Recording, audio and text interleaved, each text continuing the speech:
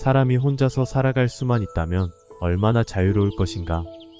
부자유하다는 것은 무엇에 얽혀 있다는 말이고 어디에 매여 있다는 것이다. 이와 같이 사람은 본질적으로 자기 밖의 타인이나 사물과 관계되어 있다. 우리들이 산다고 하는 것은 이러한 관계 속에서 살고 있는 것을 뜻한다. 따라서 잘 산다는 말은 관계가 원만하다는 것을 가리킬 수도 있다. 사람이 태어날 때에는 벌써 부모와 관계를 맺은 것이고 형제와 조산원과 화폐 같은 유동수단과도 관계를 맺게 된다.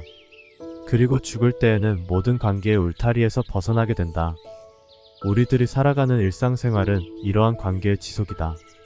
그런데 날마다 반복되는 일상적인 관계 속에서 사람들은 지극히 범속해지기 쉽다. 허구한 날 비슷비슷하게 되풀이되는 생활 속에서 자기의 빛깔은 발해가고 있다. 시작도 끝도 없이 도도히 흘러가는 타성의 흐름에 떠내려가고 있는 것이다. 따지고 보면 분명히 내가 살고 있음에도 내 자신의 의지보다는 보이지 않는 바깥의 흐름을 맹목적으로 주종하고 있는 것 같다. 내가 무엇 때문에 이렇게 살고 있는지 알 수도 없거니와 알려고도 하지 않는다.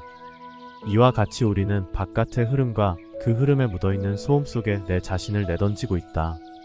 외부의 소음은 내 자신의 소리를 듣지 못하도록 가로막는다.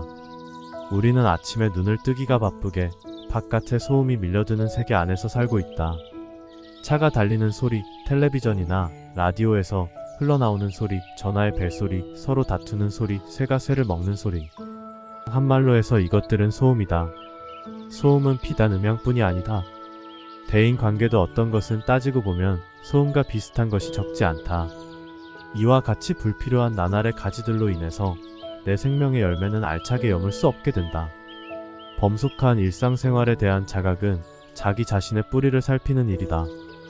다시 말하면 자신의 처지와 분수를 되돌아보는 일이다. 그리하여 없어도 좋을 비본질적인 격가지들에 대해서는 미련 없이 가지치기를 해야 한다. 여기에는 결단이 필요하다. 의식적이건 무의식적이건 간에 지금까지 얽혀온 집착의 가지는 즐긴 것이다. 그러나 새로운 삶을 위해서는 생나무 가지를 찢는 아픔쯤은 참고 견뎌야 한다. 물론 일상성 밖에 우리 생활이 따로 있는 것은 아니지만 그 일상성에 긍정적인 의미가 주어지려면 심화가 따르지 않으면 안 되기 때문이다. 심화는 곧 자기 자신의 삶에 대한 매듭이다. 그 매듭은 누가 마련해 줄 수 있는 그런 성질의 것이 아니다. 가지치기의 아픔을 감내하면서 스스로 마련할 수밖에 없다. 이때 우리는 혼자 있는 시간이 필요하다. 내 자신을 본래적인 나로 있게 하기 위해서다. 그래서 모든 관계에서 벗어난 순수한 나를 일단 객관화시켜야 한다. 나는 누구인가? 나는 왜 사는가? 이런 원초적인 인간의 물음 앞에 마주서야 한다. 이때 인간은 비로소 고독을 느낀다. 이 고독은 보랏빛 노을 같은 감상이 아니다. 퍼들과 떨어져 있기 때문에 오는 대중가요조의 외로움이 아니다. 발가벗은 자신과 마주 서 있는 데서 오는 전율 같은 것이다. 인간이 본래부터 지평선 위에 들이우고 있는 당당한 실존이다. 레오나르도 다빈치의 말을 상기해보자. 만일 내가 혼자 있다면 너는 완전히 내 것이다. 하지만 한 친구와 같이 있을 경우 너는 절반의 너다. 이런 때 고독이란 정말 자유로운 것이다. 그러므로 자유는 고독한 것이다. 이러한 고독은 절망과 동질의 것이다. 그러나 자기 자신에 대한 자각에서 오는 절망은 결코 죽음에 이르는 병일 수 없다. 외부와의 관계에서 벗어난 순수한 자신에게 눈뜨는 계기다. 이때 비로소 자기의 분수와 어떻게 살 것인가에 대해서 결단하게 된다. 불교적인 표현을 빌린다면 진공묘유라고 할 수 있다. 모든 집착에서 벗어난 홀가분한 상태에서 오묘한 존재 혹은 오묘한 작용이 나올 수 있다. 자신의 범속한 일상을 밑바닥까지 자각한 사람에게는 새로운 눈이 뜨인다. 그래서 어제까지 보이지 않던 사물이 보이게 된다. 바깥 소음에 가려 들을 수 없던 내면의 소리가 들려온다. 내 할 일을 알게 된다. 새로운 사명감으로 그의 혼은 뛰고 있다. 사명은 그 누구의 강요도 아니다. 내가 찾아서 내 스스로 수행하려는 내 일이다.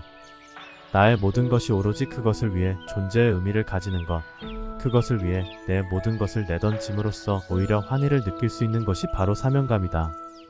그래서 그것은 언제나 나에게 새로운 용기와 넘치는 힘을 부어주는 생명의 주기다. 생명은 그 자신 안에서 발전할 뿐 아니라 그 자신을 넘어보다 높은 의미로 발전하지 않으면 안 된다. 꽃이 열매로 변신하듯이 이때 비로소 이웃이나 모든 사물과의 관계에 긍정적인 의미가 내려지게 된다. 앞서 말한 주어진 관계와는 본질적으로 다르다. 이제 그의 하루하루는 무의미한 테풀이가 아닌 심화의 새로움이 있다. 날마다 새날인 것이다. 사람은 결코 추상적인 존재가 아니다. 우리들이 산다고 하는 것은 순간순간 자기 할 일을 하면서 살고 있는 것이다. 그러므로 잘 산다고 하는 것은 지금은 못 살아도 먼 후일에 가서 잘 사는 것을 뜻할 수는 없다. 하루하루를 삶의 보람을 누리면서 사는데 그 의미가 있어야 할 것이다. 그리고 남들이 그렇게 산다고 해서 나조차 꼭 그렇게 살아야 한다는 법은 없다. 사람은 저마다 개성과 취향이 다르듯이 살아가는데도 다양할 수밖에 없다. 문제는 무슨 일을 잊지 않고 어떻게 사느냐에 있다. 어떤 의미에서는 내가 하는 일이 곧 나이다. 그 일을 통해서 자기 자신을 꽃피우고 열매 맺는 것이다. 아무리 세계의 종말이 명백하다 해도 나는 오늘 능금나무를 심는다. 이 말은 자기의 할 일을 묵묵히 하고 있는 사람만이 발음할 수 있는 생명의 소리이다.